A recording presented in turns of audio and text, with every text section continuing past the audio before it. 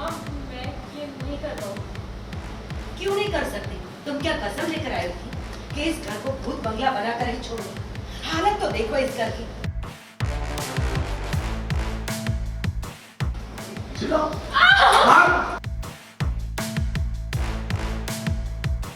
तुम बीच में क्यों पड़ रहे हो? हाँ, सौम्या ने कहा होगा, लेकिन अब नहीं कर सकता। वाह आदित्य वाह, तुम इतना बदल जाओगे हम सोच भी नहीं सकते। सीरियल मंगल लक्ष्मी में एक तरफ जहां सौम्या की प्रेगनेंसी की बात सुनकर मंगल हैरान होता है, वहीं सौम्या ये बात अदित को बताती है, जिसे सुनकर अदित भी चौंक जाता है। लेकिन अदित, बताना तो होगा ना, प्रेगनेंसी है, कोई नकली दांत थोड़ी ना है। आज नहीं तो कल उन्हें बोलना तो होगा। अरे खुद तो समझ, सही टाइम देखकर बता दूंगा। तुम शॉक दे रहे हो। वो हमारा होने वाला बच्चा है, कोई आफत नहीं है। अदित सौम्या से पूछता है कि क्या तुमने यह बात किसी को बताई है, तो सौम्या कहती है नहीं, हालांकि वह यह नहीं जानती कि यह बात मंगल को पहले ही पता चल चुकी है। इस शौक से मैं खुद नहीं उभर पा रहा। पहले खुद तो संभाल लो, फिर धीरे धीरे सबको बता दूंगा। तुम स्ट्रेस मत लो, एक काम कर तुम्हें पानी। अदित सौम्या से कहता है कि यह बात किसी से न कहे, लेकिन सौम्या कहती है ये बात एक न एक दिन सबको पता चल ही जाएगी। वो हमारा होने वाला बच्चा है, कोई आफत नहीं है। आज नहीं तो कल उन्हें सच का पता चल ही जाएगा, राइट? वही कहानी में आता है एक नया ट्विस्ट, जब घर में कुसुम पंखा साफ कर रही होती है और सौम्या आकर कुसुम से कहती है कि पंखा साफ कर दो। तुम क्या कसम लेकर आए हो कि इस घर को भूत बंगला बनाकर ही छोड़ो? हालत तो देखो इस घर की। जहाँ नजर पड़ती है धूल मिट्टी के ढेर नजर आते हैं। लो शुरू हो जाओ। अरे पकड़ो। अम्मा, मैं ये सब नहीं कर सकती। अच्छा, ये सुनकर सौम्या हैरान हो जाती है और मन ही मन सोचती है मैं तो प्रेग्नेंट हूँ, मैं कैसे पंखा साफ करूँगी। अम्मा, मैं ये नहीं कर रहा हूँ। क्यों नहीं कर सकती? ऑफिस जा सकती हो, बातें बना सकती हो, गाड़ी चला सकती हो, तो ये भी कर ही लोगी तुम। चलो सौम्या, फटाफट ऊपर चढ़ो, शुरू हो जाओ। फिर भी वह न चाहते हुए पंखा साफ करती है और यह सब मंगल देख रही होती है। फिर कहानी में एक और ट्विस्ट आता है, जब सौम्या गिरने वाली होती है तभी अदित आकर उसे पकड़ लेता है। इसके बाद वह माँ से कहता है सौम्या की तबीयत ठीक नहीं है, उसे कमरे में भेज दो। कमजोरी है ना तुम्हें, लो भी, ऊपर से हेवी मेडिसिन ले लो, चक्कर तो आना ही है। तो मुफ्त की रोटियां तोड़ेगी? सौम्या ने बढ़ चढ़कर कहा था कि उसे मंगल की जगह लेनी है, तो करने दो ना उसे। तुम बीच में क्यों पड़ रहे हो? हाँ, सौम्या ने कहा होगा, लेकिन अब नहीं कर सकता। देखो अदित, घर के काम हम नहीं करने वाले। अम्मा, आपको घर के काम से मतलब? ठीक, सारे काम। एक काम करता हूँ, मैं 24 घंटे काम वाली पाई हूँ। इतने सालों में पहली बार हम हमारे घर में ये शब्द सुन रहे हैं। तुम्हारा दिल उसके लिए नहीं पसीजा, और आज इस मैम साहब के लिए तुम काम वाली रखोगे। वाह आदित्य वाह, तुम इतना बदल जाओगे हम सोच भी नहीं सकते। वेल, अब देखना यह है कि इस ट्विस्ट के बाद सीरियल की कहानी किस नए मोड़ आएगा।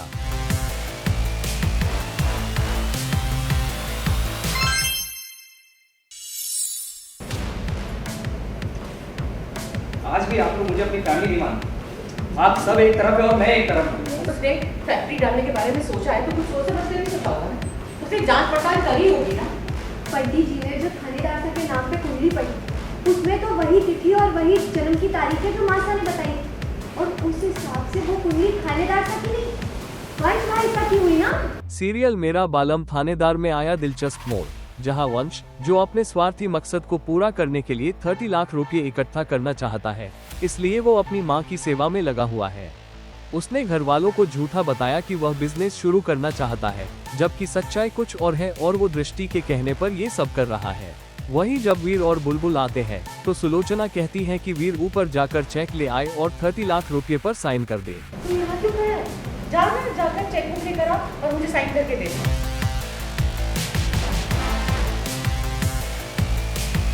वीर चिंतित होकर पूछता है सब ठीक तो है? इस पर उसके पिता बताते हैं कि वंश को बिजनेस के लिए पैसे चाहिए। ये सुनकर बुलबुल चौंक जाती है। ठीक है, सब ठीक है, सब बढ़िया है।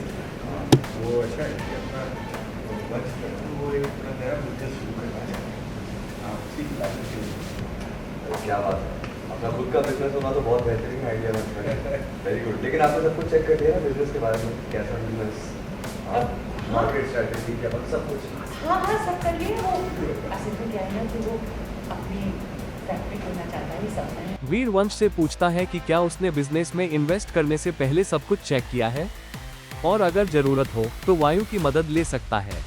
चलो वन बाय एक बार जमीन चेक करना, सारे बिजनेस की मार्केट का इन्वेस्टमेंट, नॉमिनी, इक्विटी, शेयर और बहुत सारी चीज़ें होती हैं। इनफैक्ट मैं तो कहूँगा वायु हेल्प कर देगा पीपीटी बनाने में, मैं हेल्प कर दूँगा। और पापा के भी कुछ कॉन्टैक्ट्स हैं बिल्डिंग, हाँ पापा, तो उनके साथ बैठ के ब्रेनस्टॉर्मिंग हो सकती है और जानकारी ली जा सकती है। ये सुनकर वंश गुस्से में आ जाता है और कहता है कि आज भी उसे परिवार का हिस्सा नहीं समझा जाता और फिर वंश घर में हंगामा खड़ा कर देता है। मुझे लगा कि इतने सालों बाद मैं अपने घर लौटा हूँ, अपनी फैमिली मुझे मिली है। ऐसा सोचा था कि मेरी फैमिली मुझे समझेगी, मेरा साथ देगी, लेकिन तो सच्चाई कुछ और ही है।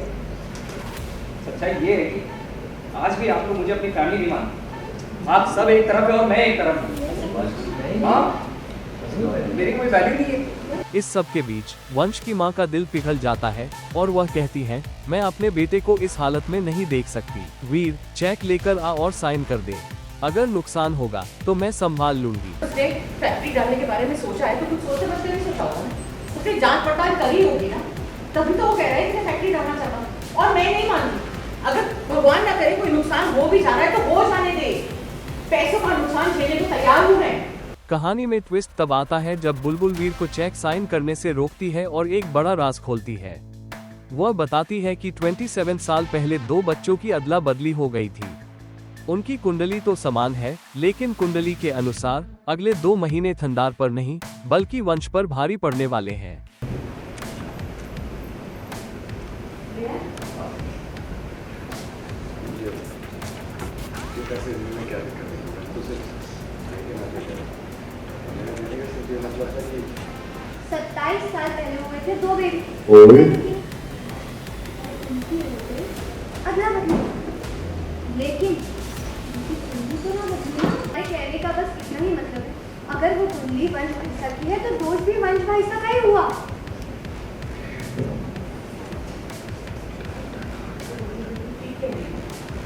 ये जो 2 महीने ये थानेदार साहब पर नहीं वंश भाई साहब पर भारी पड़ने वाले। ये सुनकर सभी हैरान रह जाते हैं। वही दिखा वंश और बुलबुल के बीच टशन।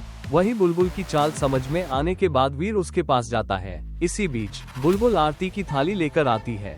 जब वंश उसे बुझाने की कोशिश करता है तो वीर उसे बचा लेता है और दिया बुझने नहीं देता।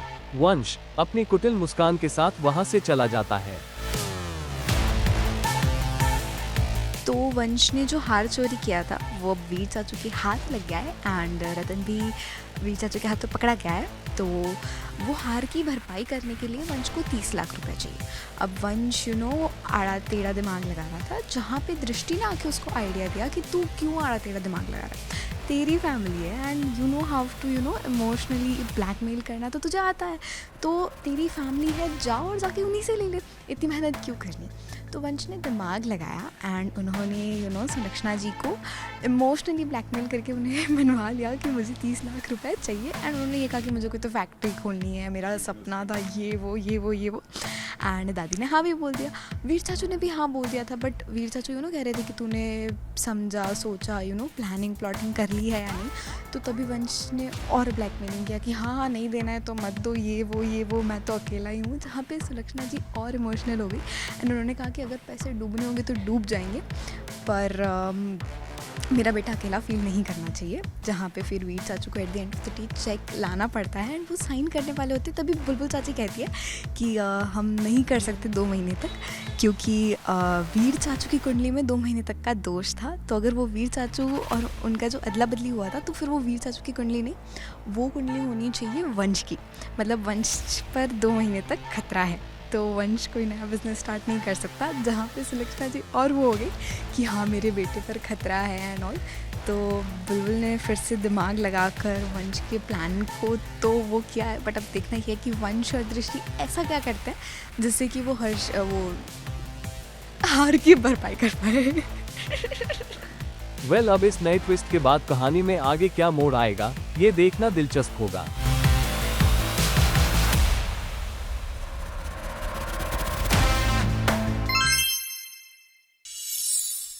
यार मत करो सब।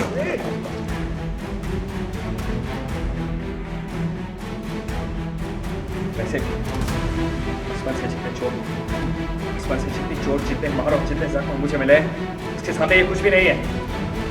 सीरियल मेरा बालम थानेदार में आया शॉकिंग ट्विस्ट वाला ड्रामा जहां दिखा वंश की घर वालों पर नाराजगी। यार मत करो सब। जी हां, सीरियल मेरा बालम थानेदार में वंश घायल हालत में घर लौटता है, जिसे देखकर घर के सभी लोग परेशान और हैरान हो जाते हैं।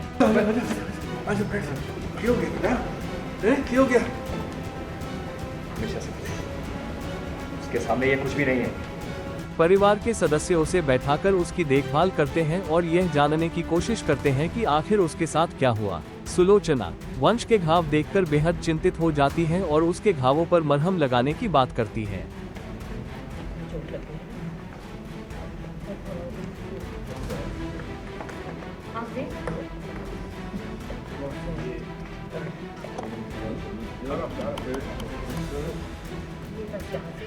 इस बीच वायु दवाइयां लेकर आता है।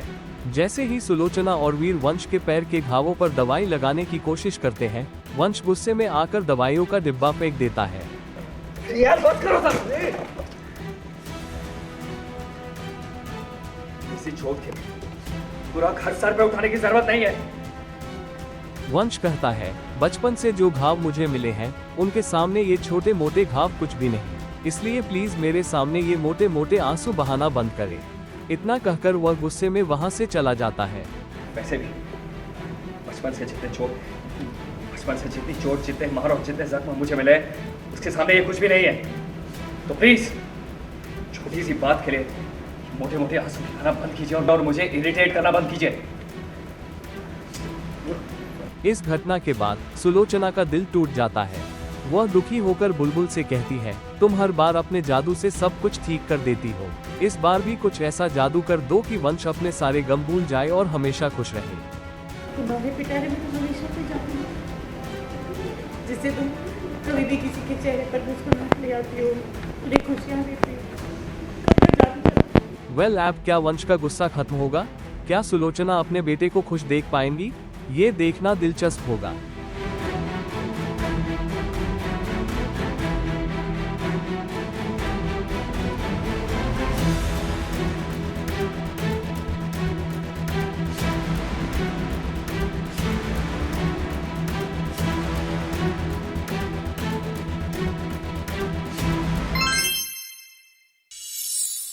अगर रोज आप 15 सूर्य नमस्कार करोगे तो ही खीर मिलेगी। एक्चुअली आज मैं आपको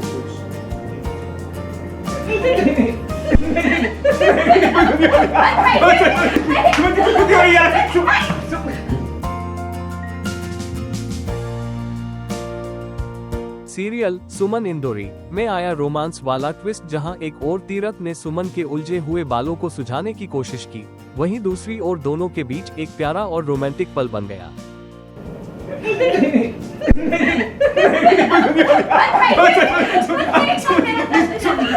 जी हाँ, सीरियल सुमन इंदौरी में सुमन और तीरथ के बीच हो रही है प्यारी मस्ती, जहां सुमन तीरथ की खींचाई करती है और तीरथ भी थोड़ा परेशान नजर आता है। जिस चीज़ को करने के लिए आप बिल्कुल भी कंफर्टेबल नहीं है या कंफर्टेबल करते हैं, मैं आपको बिल्कुल नहीं करने के लिए। देखिए, मैंने आज तक कभी भी आपको प्रेशराइज नहीं किया और ना ही कभी भी ज़िंदगी में आपको प्रेशर कुछ भी करने की। आप अपने सिद्धांत इंटैक्ट रखिए और किसी के लिए भी, मेरे लिए भी बदलेगा भरोसा। लेकिन कहानी में जबरदस्त ट्विस्ट आता है जब तीरथ ने सुमन को दिया है एक नया फोन, जिसे देखकर सुमन खुशी से झूम उठती है।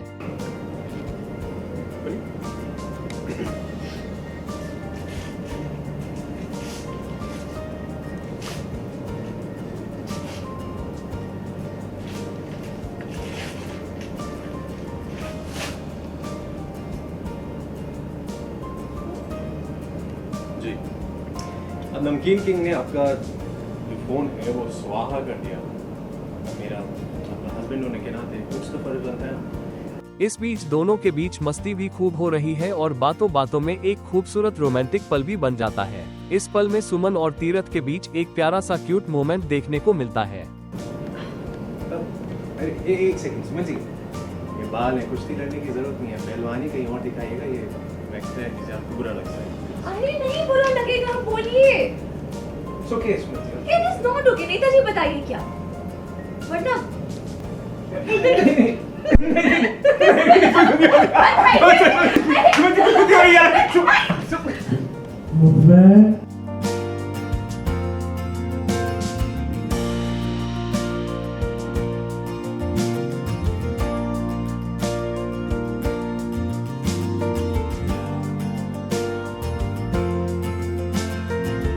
वहीं ये सब चुपके से देख रही हैं देविका और कृतिका, जिनकी नजरें इन दोनों पर टिकी हुई हैं।